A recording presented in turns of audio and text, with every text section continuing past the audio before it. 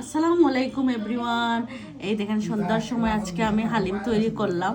এই দেখেন বিসমিল্লাহির রহমানির রহিম। এখন আমরা মাগরিবের নামাজ শেষ করে এসে এখন ভাবলাম এখন আমরা পরিবেশন করি এবং খাওয়া দাওয়া শুরু করে ফেললাম। দেখেন এখন হালিমের মাঝে আমি কি দেবো।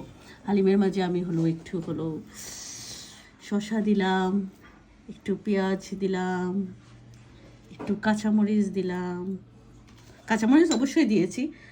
তারপরে কি দিলাম, লেবুর রস। ও সেই স্বাদ, তাই না রাফানা? এই নাও একটা এখন রেডি করলাম আমার আরাফের জন্য, এখন একটা রেডি করব আমার আনামের জন্য। আর এটা ফয়সালের জন্য অলরেডি রেডি করা হয়ে গেছে। এই দেখেন এটা ফয়সালের জন্য এখন। Thank you very much. এখন আমি আরাফের জন্য রেডি করবো একটা। এই দেখেন আরাফের জন্য রেডি করতেছি। মাংস দিয়েছি। হালিমে যদি মাংস না থাকে তাহলে মজা লাগে নাকি?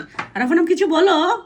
ঠিক আছে, ঠিক আছে, হ্যাঁ তো মাংস দিলাম। দিব তোমাকে শসা একটু?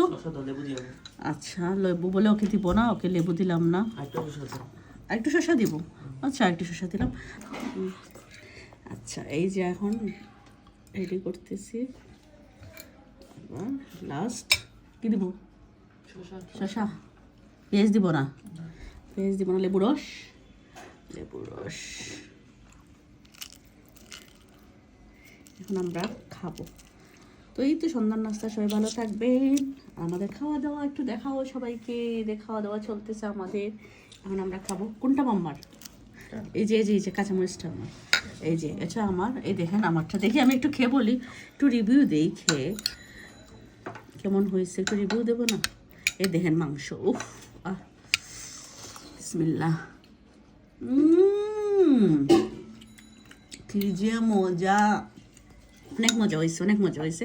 এখন আমার এখন আমি খেয়ে বলবে কেমন হয়েছে। তো সবাই ভালো থাকবেন, আল্লাহ হাফেজ।